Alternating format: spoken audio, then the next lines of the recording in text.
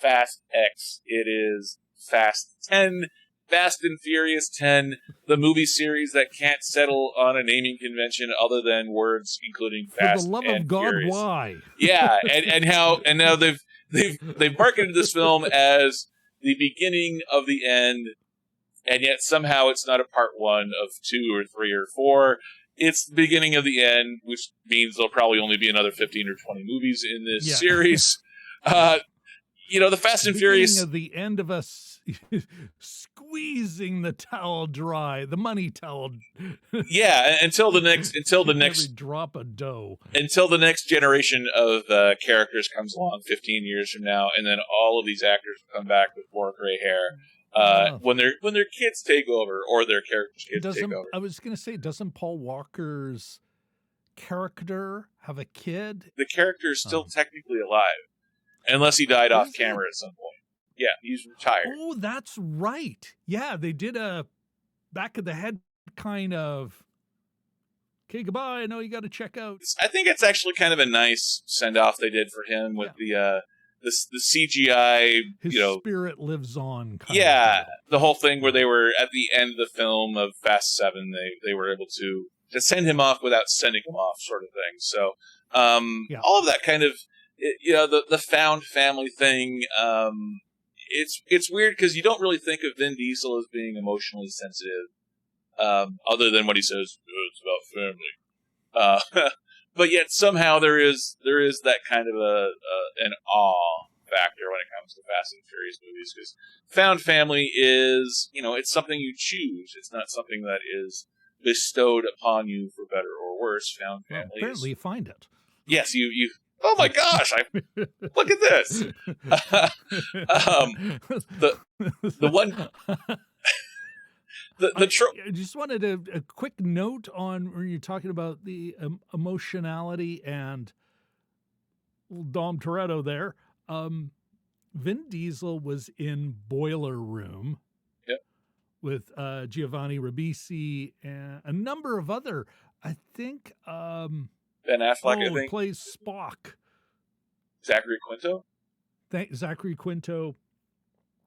Anyway, he was in that, and there was a couple of moments where it was like you'd see chops, totally comfortable with him having more range than we see in your typical. As much as I knock him a little bit for the lack of acting range, he is able to bring a lot of heart and to Groot, only saying "I am Groot" over and over and over again. So he is a better actor that I think a lot of us give credit for, rather than just the guy that drives cars and gets in fights and punches people.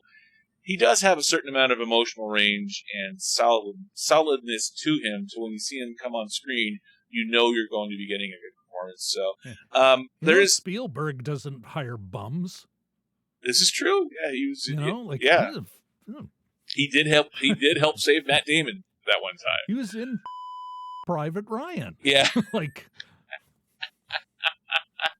I usually swear on my own show, but I understand we're daylight hours. Kids could be watching. Yes.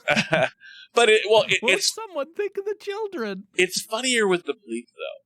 It is somehow funnier with the bleep. The other thing that was sort of I am a little bit worried about, and this is why it's not higher on my list. The one thing I'm a little bit worried about with Fast 10 is it's repeating the convention that has popped up in recent Fast and Furious movies, where the villain from one film is now part of the family in the next film. Somehow John Cena was the long-lost brother in the last film, which I didn't fully see yet. But he's with the family in this one, and the bad guy this time is Jason Momoa, which he's going to show up, mumbling lines to Vin Diesel in Fast 11. It's almost guaranteed. So I am a little bit wary of that convention of, they have a bad guy, but they're never actually going to kill off the bad guy, because God forbid they ever kill off the bad guy. Or someone's actually part of our found family. Yes. The family is just bigger. Yeah. It's part of a family. There are a few of them that I have really enjoyed. They are what they are, but I want to say not 4, but I think it was 5 through 7. They had a nice run and cool cars. has some emotional heft in those movies.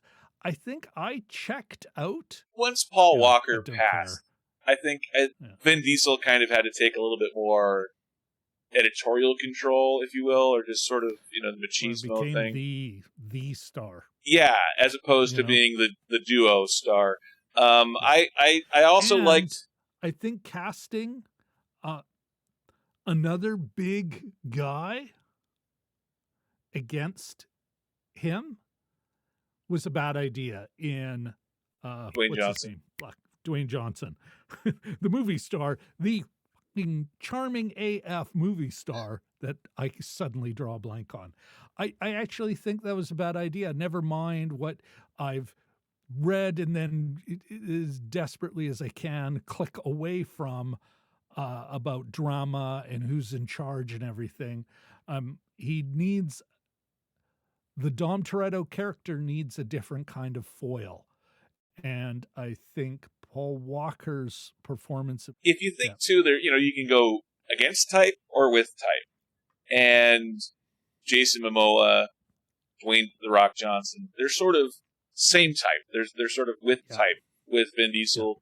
And Paul Walker as the pretty boy, the blonde hair, blue eyed, matinee idol kind of looks to him. Not quite as hard, not quite as prison muscle kind of thing that Vin Diesel has going on.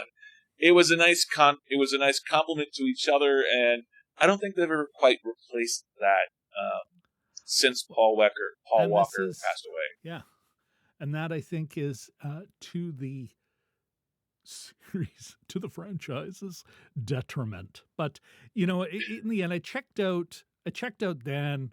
Was I even really that into it? No. You mentioned apparently Gal Gadot is her character is alive again. Yeah, they've kind of moved around with character deaths as well.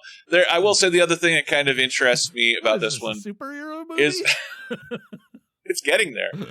Is Star Wars? We're also revisiting Fast 5. How is Darth Maul alive? Look, he's literally cut in half. I hope not. Yeah. Well, he's got the robotic bottom now, the crab legs. I do also like that they're revisiting Fast and Furious 5. That was the one that took place down in Brazil.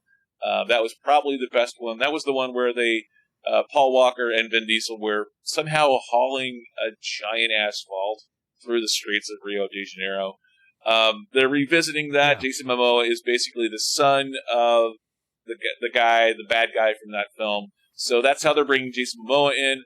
Also they're bringing in Brie Larson, which I like Brie Larson. I'm not a huge Brie Larson fan, but I do like Brie Larson. She's an Oscar-winning actress. And speaking of Oscar-winning, they are also bringing in Rita Moreno from West Side Story, Oscar winner, as the abuela, as the grandmother to Dom Torreto. So, sure. So they're adding those three big actors to the Fast and Furious franchise as we get all the F sounds out there. But all that is why it is my number 6 movie for the